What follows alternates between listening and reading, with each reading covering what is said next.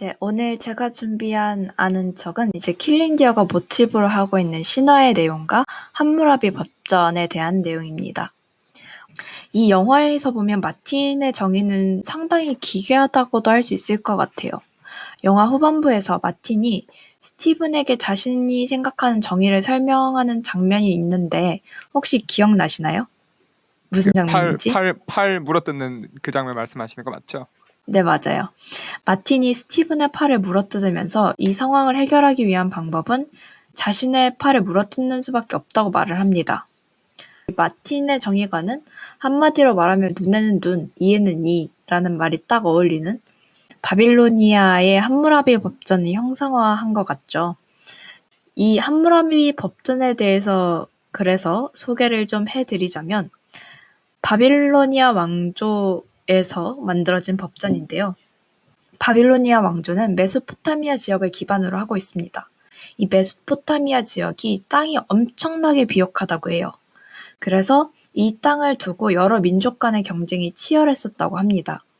이 경쟁 끝에 기원전 1800년경에 통일 왕조를 이룬 나라가 바로 바빌로니아 왕조이고 그 바빌로니아 왕조의 6대 왕이었던 함무라비 왕이 현대법의 시초라고 불리는 함무라비 법전을 완성을 시켰습니다.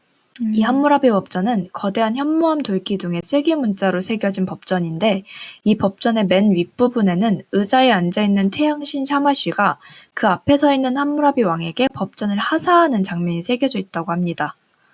수메르 법전이 발견되기까지는 세계에서 가장 오래된 성문법으로 알려져 있기도 했었는데요. 이 함무라비 법전에서 가장 유명한 원칙이 마틴의 눈에는 눈, 이에는 이죠.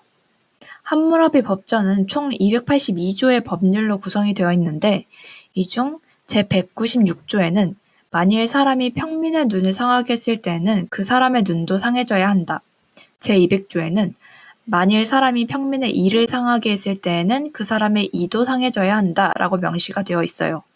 현대에 살고 있는 우리한테 이런 식의 법률은 좀 잔인해 보이는 것도 사실인 것 같아요. 근데 이게 마냥 잔인하기만 했던 그런 법률은 아니에요. 그 당시 시대상을 살펴보자면. 함무라비 법률이 나오던 시기 바벨로니아 모습은 이게 기원전 1800년경이었다고 했잖아요. 원시부족 사회였던 거예요. 그래서 외부인과의 혹은 내부 사이에서 벌어진 사소한 분쟁의 결말이 대부분 지나친 파괴, 칼부림으로 흘렀기 때문에 진짜 사소한 거에서 시작된 다툼이 그 공동체의 분열로 이어지는 결말로 치닫기 쉬웠던 상황이었던 거죠. 그래서 이때 함무라비 법전이 오히려 동해보복, 그 이상은 불가능함을 알려주는 중재 역할을 한 것이라고 합니다. 상대가 너의 팔을 부러뜨렸다면 너도 그 사람의 팔을 부러뜨리는 것은 가능하지만 그 사람을 죽이는 건 할 수 없다는 거예요. 딱 그 정도. 눈에는 눈만. 죽이는 건 안 돼. 이것만 가능하다라는 거죠. 근데 이런 걸 알고 보면 어쩌면 이 함무라비 법전이 꼭 원시사회에만 필요한 것은 아니라는 생각도 드는 것도 사실이에요. 어떤 의미에서냐면 약간 우리가 이제 뉴스 기사를 보다 보면 동해보복? 그러니까 이제 동해보복이 나오게 된 게 그거 이상은 안 된다라는 거잖아요. 근데 때로는 너무 이 사람이 한 잘못에 비해 큰 벌을 받는 게 아닌가 싶은 사람도 있고 또 어떤 사람은 이 사람이 이렇게 큰 잘못을 저질렀는데 이거밖에 벌을 받지 않아? 라는 생각이 드는 잘못도 있고 그래서 저는 후자가 좀 더 많았던 것 같아요. 네, 맞아요.